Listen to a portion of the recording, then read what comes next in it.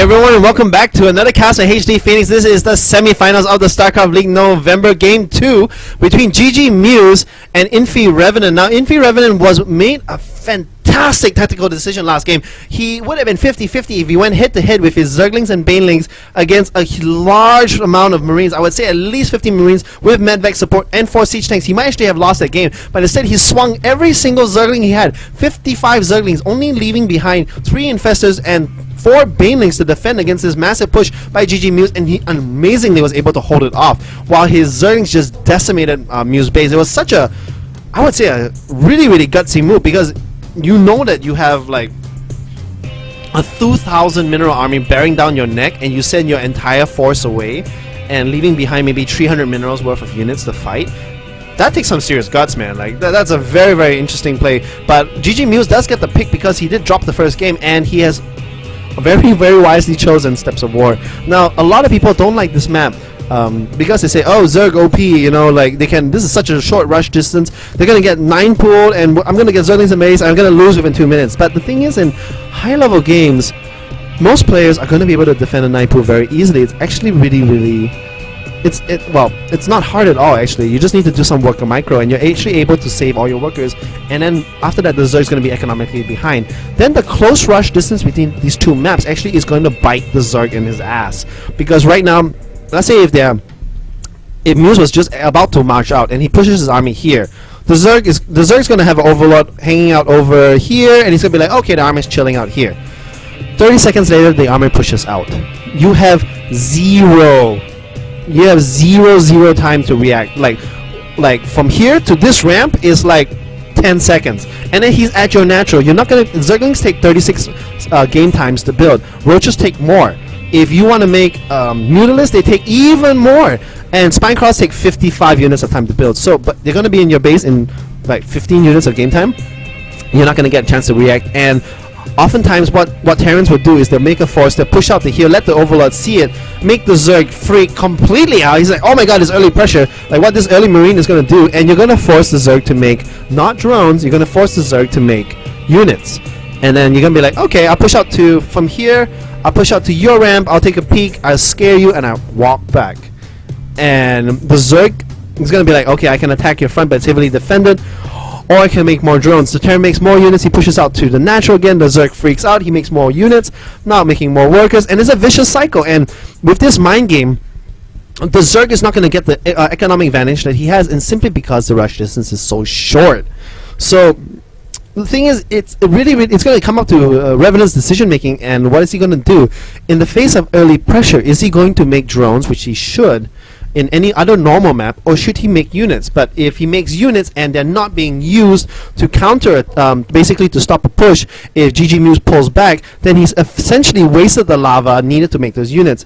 And right now, Muse is going to show off 3 Marines in his base. He has another 4 Marines hidden behind. So this is wow, I would call this like the $1 million man strategy from original StarCraft 1, where you basically don't get any gas, you just pump a whole bunch of barracks, you make a whole bunch of Marines, and Marines are really good against early game Zerglings, because they just shoot so fast.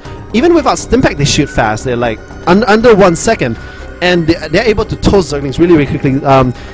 Revenant does have his wings for his Zerglings. He's going to pull back, and what in the world? Muse is going all in. He knows that this is his chance to shine.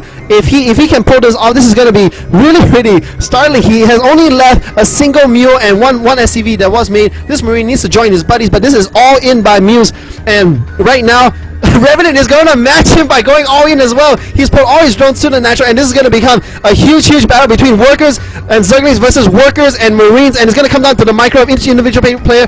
The Spineclaw, as I said, is way late. These Zerglings are making a fantastic surround against these Marines. The Marines were actually not able to cover by the SCVs. The SCVs are completely surrounded, and all the SCVs are going down. Once the SCVs goes down, the Marines are not going to have enough cover, and they're just going to get picked apart. Here they go. There they go. The Marines are going to get torn up to pieces, and there are just too many drones and Zerglings left. And the drones actually going back to mine. And looking at the harvester count, we are at 2 harvesters versus 11. And yes, there are 3 Marines.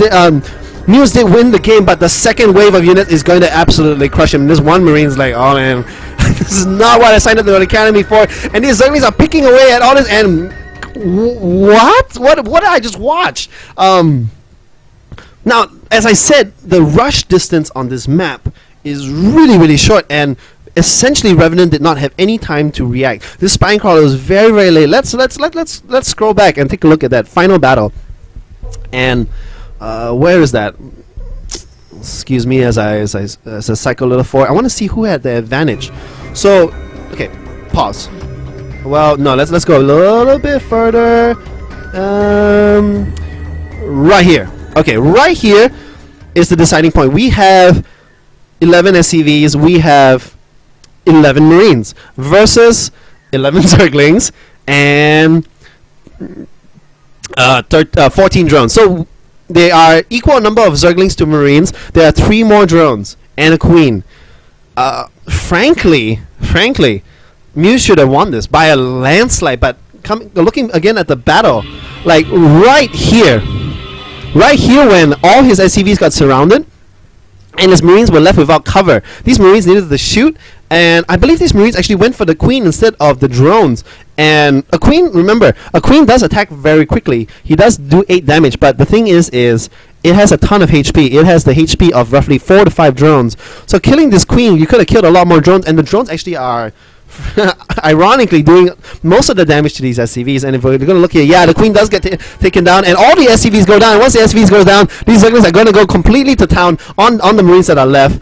And look at these drones actually chasing these Marines down. They're actually going to swing by, and that's the game. I can't believe Revenant's micro. That was actually really ballsy. I have to give pure credit to Muse. That was actually honestly a viable strat on this map, because he saw that the Zerg went early expansion. He's like, okay, he's going to have less drones, he's going to have less workers because he spent those extra minerals on that hatchery. And that was a good timing attack. It just, I guess, against Revenant's micro, it just barely didn't work. If he was able to kill maybe 6 more workers, it would have made a final difference. He would have been left with 3 Marines. Revenant would have no drones, and the game would have shifted. But props to Muse for choosing the map, and what a quick game. That game was like 6 minutes. Holy cow. But